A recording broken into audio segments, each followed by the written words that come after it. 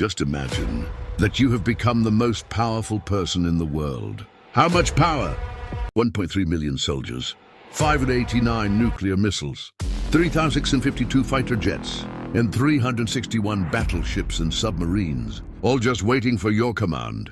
And these are not just numbers. This colossal power has been in the hands of one man for the last 24 years.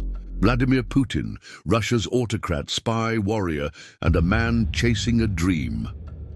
So the real question is, how did a poor boy from a broken city rise to become the most powerful man on Earth? Let's walk through every chapter of his journey. A volcano hidden in the ashes of childhood. Putin was born on October 7th, 1952, in Leningrad, now St. Petersburg, a city almost completely destroyed by Germany during World War II. His family lived in a shared Soviet apartment block, where multiple families used the same bathroom. His father was a submarine officer in the Soviet Navy. Wounded in the war, his mother worked long hours in a nearby factory, just to keep food on the table. Poverty, hunger, and shattered alleys shaped the early life of this child. But if he inherited anything, it was discipline, hard work, and a deep-rooted love for the motherland. His mother never compromised on education, and perhaps she never knew that her son would one day become the most powerful man in the world. Education that was training for a spy. Putin enrolled at Leningrad State University in 1970 and graduated with a law degree in 1975. But he wasn't just a bookworm. He actively participated in extracurriculars, debates, and political discussions. He also developed a deep interest in philosophy and history. During this time, he took up martial arts, judo, and soon earned a black belt. This sport built within him confidence, strategy, and quick decision-making. The KGB, when Moscow called.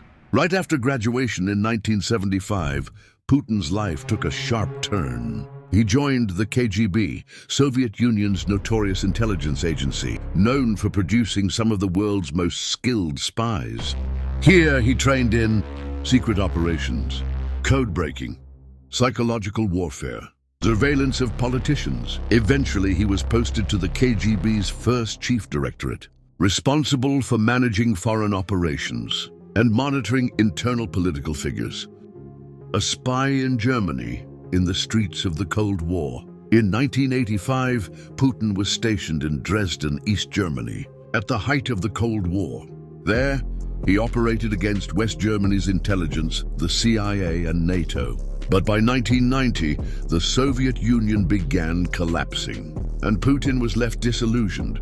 It said he once called Moscow for reinforcements to protect his KGB office, and no one answered. Later, Putin would say, "That was the moment I realized the state I served was gone." Returned to Russia and a twist of fate. Back in Russia, he reunited with his old university professor, Anatoly Sobchak, the very man who introduced him to the KGB. Sobchak was now a politician.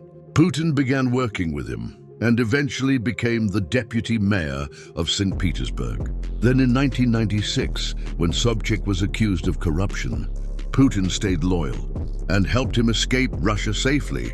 That very loyalty caught the eye of President Boris Yeltsin, and suddenly Putin was pulled into the heart of the Kremlin. 1999, when Moscow shook, Putin rose. In just 2 years, Putin won Yeltsin's full trust. In 1999, President Yeltsin suddenly fired his prime minister and entire cabinet, and appointed Putin as the new prime minister. At this point, most Russians didn't even know who Putin was. But that same year, a series of apartment bombings shook Russia. The public was terrified.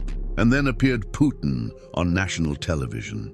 He said, "We will hunt down the terrorists, even in the toilet, and we'll kill them there." That line made history.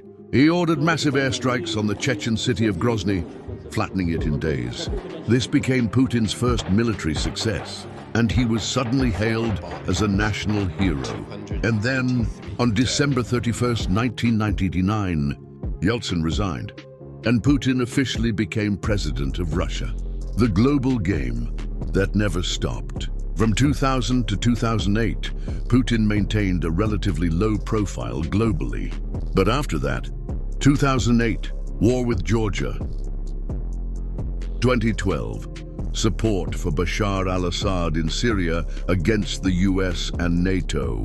2014, seized and annexed Crimea. 2022, launched a full-scale war against Ukraine, still ongoing. Putin's dream, the Soviet Union again. Today, Putin's intentions are crystal clear. He's not just leading Russia, he's chasing a childhood dream, to rebuild the Soviet Union. But the question is, will he succeed in fulfilling this dream? Or will history write his name among those who tried and fell? Let us know what you think in the comments. And if you liked the video, don't forget to like, subscribe, and hit the bell icon for more. We'll meet again in the next episode.